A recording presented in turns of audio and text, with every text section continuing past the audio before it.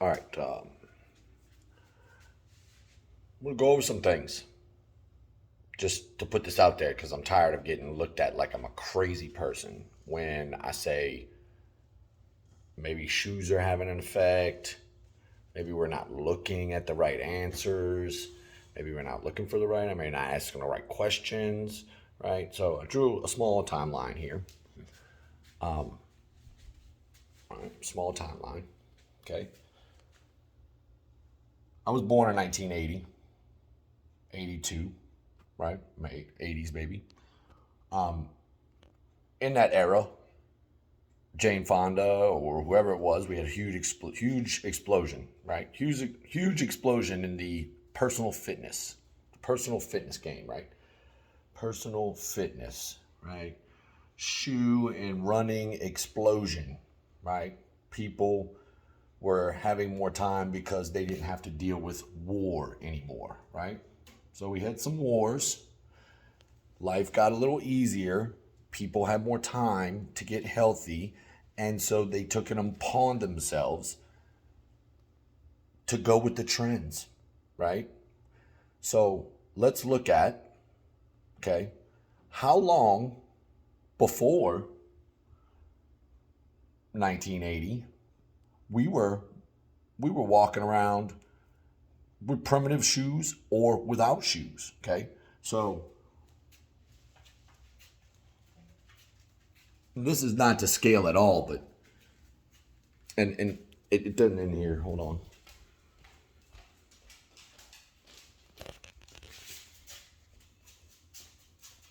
Okay. So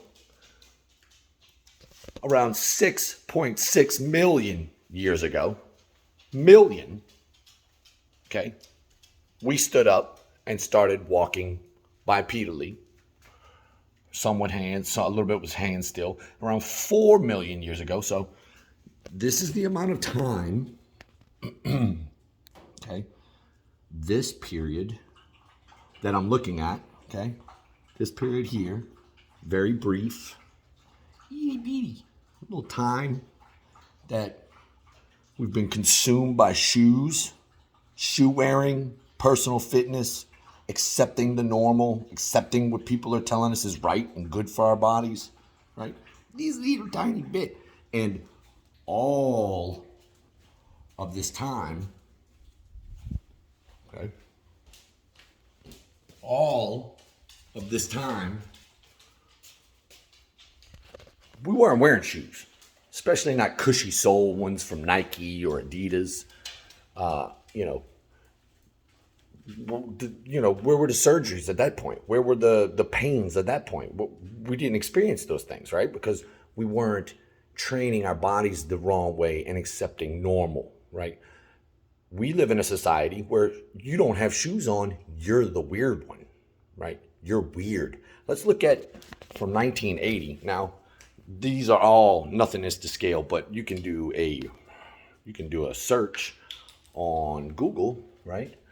Of orthopedic procedures, right? From roughly 1960s on. And let me just show you, okay, what these charts look like. So let's just say this is the hip, right? This is what the charts look like, okay? Right? This is total knee replacement, right? From about the 1960s, right? About the 1960s. You can do a Google search on this and look at the total knee replacements, the total hip replacements, and that's just surgeries that are very, very, you know, they keep up with those numbers, and you can research any of this on Google, okay? So from the 1960s, right, we were wearing shoes then, right? 80s blew up, right? And then we have this exponential curves, right? Search on Google, total knee replacements, total hip replacements, total orthopedic procedures, right? Since whatever time, you put any time frame in there. And every chart that you're going to see is going to be this number, right? Is going to be like you know, how many, and then time, right? Or date. And every single one is doing this number. So when you look at me funny when I say, take your shoes off, right? You're training your body the wrong way, right? Please don't look at me like I'm crazy, because there's numbers and statistics that I could get very, very descriptive on, right? I could get very, very meticulous about those numbers. But just a that doesn't look like it's it's not getting better. This would be this is what I would consider, okay, so like how many, right? And then time, right? Or date, right? This would be a good curve, right? Shoes came into play, right? Shoes came into play up here. And it did this number. But that's not what's going on, right? That would be a total opposite of this curve, right? What we want to see, what we are seeing, and while shoes may not be the only factor, it could be a very big one. So please stop looking at me like I'm crazy when I say go barefoot, right? You're training your body and giving it improper inputs. Okay, we went 6.6 million years without shoes. And then all of a sudden, shoes are the norm, and we just accept that, right? Like, oh, well, we gotta wear shoes. You can't get service if you don't have shoes on. Maybe we need to start questioning these things. These are things we need to question. Like, is this really normal? Is this really how this is supposed to work? Because when a hip replacement and a knee replacement chart looks like this, okay, like that, something's not working right.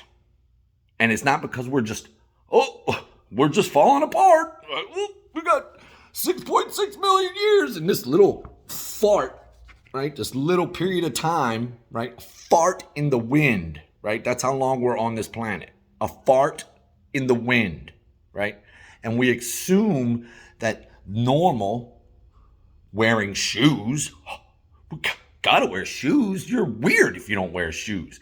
That's normal. So what this video is about is just wake up, right? Some things that are normal aren't helping us, and we need to be questioning those things, right? When you go into the doctor, okay, right? This is how the medical industry works, okay? Hurt. Oh, I lost a tip here. Let me get another one. Hurt. Okay. Hurt. I get hurt. Okay. I get hurt. They fix me. Okay. This is a bad marker. Let me get a different marker because this is not proving my point how I want it. Red sounds better anyway. Okay. Hurt. Pain, right? Hurt, pain, we go get help, okay? What I need us to understand is the time before this, okay? What we like to call preventative, right? Preventative measures. Or let's look at the things that are making us hurt or potentially causing the pain and see if we can mediate that before we have to have a whole hip or knee replacement, or before we have to have a surgery that is uncalled for because all we had to do was go barefoot a little bit, right? More videos to come. Open your eyes up. Love you guys. To better feet.